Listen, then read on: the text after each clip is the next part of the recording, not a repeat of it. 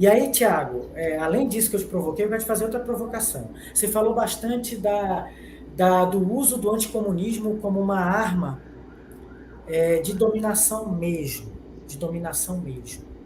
Mas, apesar de no Brasil e de outros países ainda se usar essa retórica anticomunista, é bom anotar, e deixo para o teu comentário, que já faz mais de uma década que esse discurso anticomunista vem sendo substituído pelo discurso anticorrupção, em que, a pretexto de combater a corrupção, se justifica passar por cima de regras civilizatórias e constitucionais, e os Estados Unidos têm uma lei de que qualquer dinheiro que passe pelo sistema financeiro dos Estados Unidos, e a maior parte das coisas são negociadas em dólar, eles têm direito de investigar. E, portanto, no próprio Brasil tiveram influência direta, também já comprovada, já tira, na Operação Lava Jato. Exatamente, esse é o Então, ponto essa lógica aqui. de está sendo substituído pelo discurso anticorrupção. Tu concorda? Concordo sim, é o novo bordão, né? E essa lógica aqui, eu queria pegar um comentário que a Samiri fez e conectar esses pontos.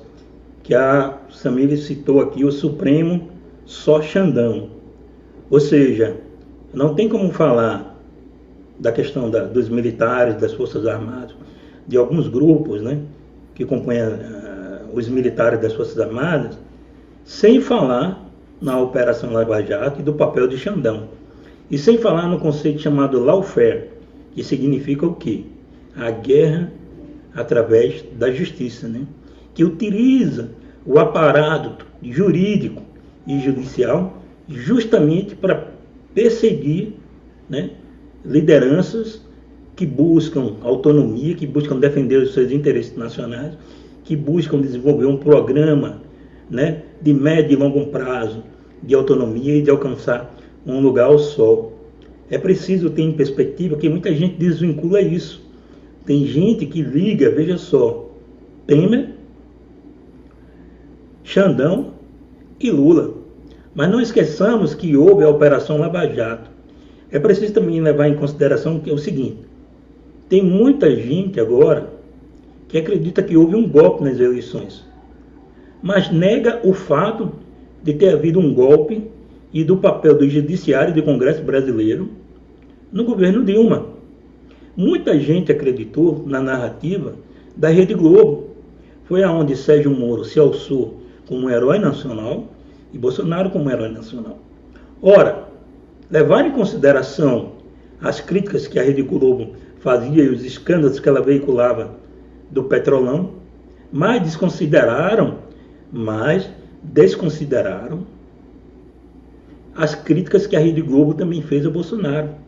Tem um ponto importante aí, que tanto a esquerda quanto a direita passaram também a desacreditar na Rede Globo.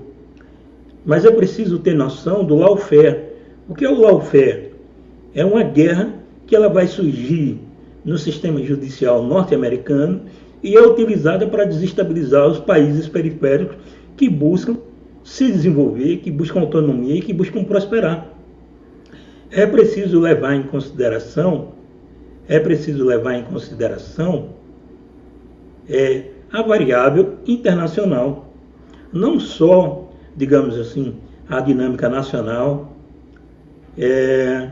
que a gente está habituado. Outro ponto que eu gostaria de tocar em relação à defesa era justamente para isso que as forças militares deveriam estar trabalhando, para defender os nossos recursos minerais, os nossos recursos estratégicos, para estabelecer as bases no entorno estratégico da América Latina. Graças a Deus, nós temos um continente que em grande medida é pacífico, as suas fronteiras, não é? E para deixar mais claro ainda, quando você vê qualquer discurso de secretário de Estado norte-americano, ele liga isso naturalmente ao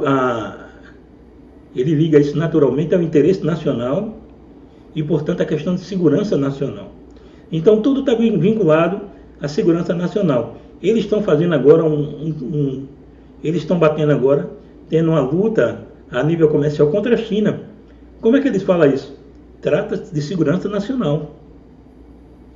trata-se de segurança. Não, não é segurança nacional, não. Eles estão fazendo o quê? Protecionismo, essa é a palavra.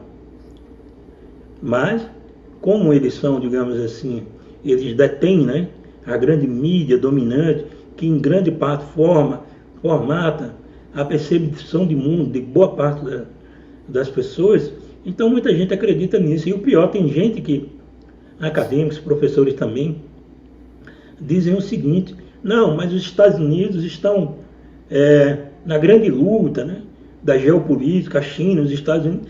Sim, eles têm o direito de praticar o protecionismo e a gente não.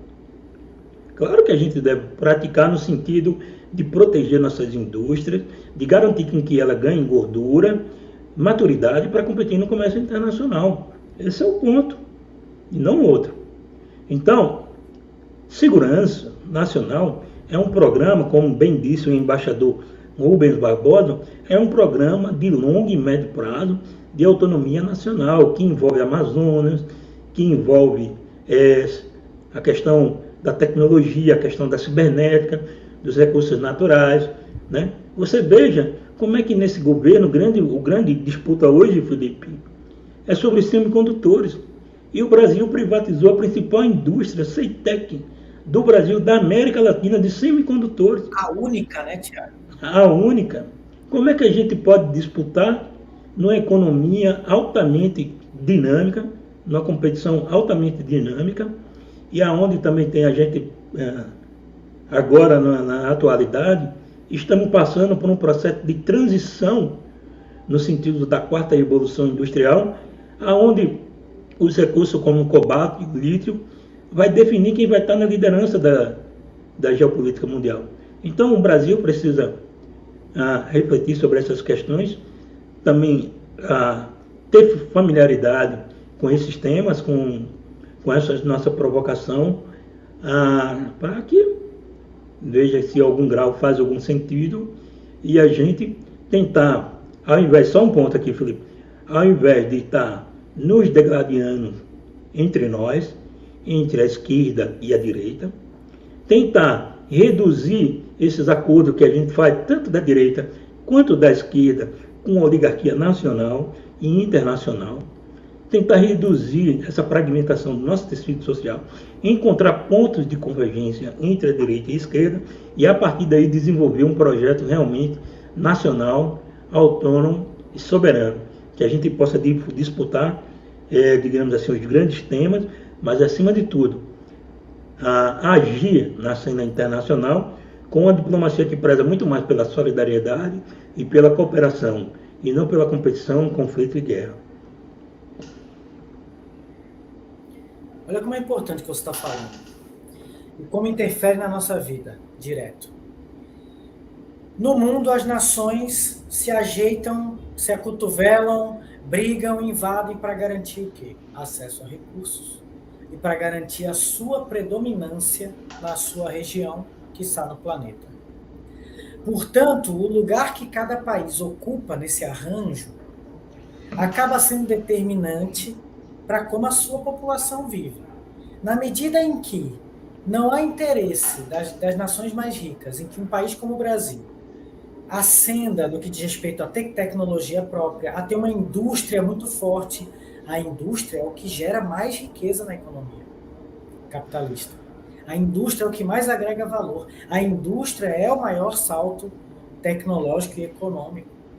E não é interessante para esses países que comandam as relações econômicas do planeta, por terem muito recurso e muito poder, não é interessante para eles que a gente se industrialize. O Brasil já tentou se industrializar. E isso foi freado também por forças externas. Mas, note, num contexto em que a gente estava precisando lutar para ter tecnologia própria, para garantir que a nossa indústria cresça e seja forte. Hoje a indústria significa menos de 10% do PIB brasileiro. Isso indica uma economia muito primarizada, uma economia que voltou a apontar na direção de vender apenas matérias-primas, que hoje chama de commodity. Mas assim, é fácil de entender. No final do ano passado eu fiz um cálculo que era assim: Quantos quilos de milho precisa para comprar um iPhone? Quantas toneladas, quantas sacas de milho você precisa para comprar um iPhone? O milho é cru, plantou, colheu, vendeu. O iPhone tem uma série de patentes, de tecnologias, tem o microchip, tem a tela. É uma série muito sofisticada que depende de uma cadeia intrincada que hoje é de tamanho mundial para construir aquele celular. Ele é vendido aqui no Brasil por 7, 8, 10 mil reais um aparelho de tecnologia totalmente importada. A gente está vendendo milho, a gente está vendendo soja, a gente está vendendo laranja e a gente está comprando celular, computador, microchip. Ou seja, a gente está indo na feira, vender uma dúzia de banana a R$ 4 para comprar da mesma pessoa que comprou a nossa banana, só que a gente vai comprar dele um celular que custa R$ 6.000. E quando e onde a gente vai ter dinheiro para comprar esse produto altamente tecnológico, se o que a gente está vendendo vale muito menos do que aquilo que a gente está comprando? Esse é o processo histórico, é um dos processos históricos através dos quais a nossa riqueza é drenada na direção dos países do centro do poder capitalista. E nós continuamos na periferia, desenvolvendo o que a academia chama de dependência, né, da teoria da dependência, ou seja, o capitalismo de dependência, que não consegue agregar valor e não consegue ter energia suficiente para criar sua própria riqueza, que vem principalmente através da indústria.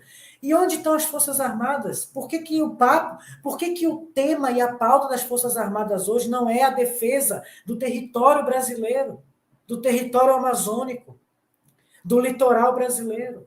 Por que o assunto é a decisão do STF? É uma disfunção que atingiu todos os poderes.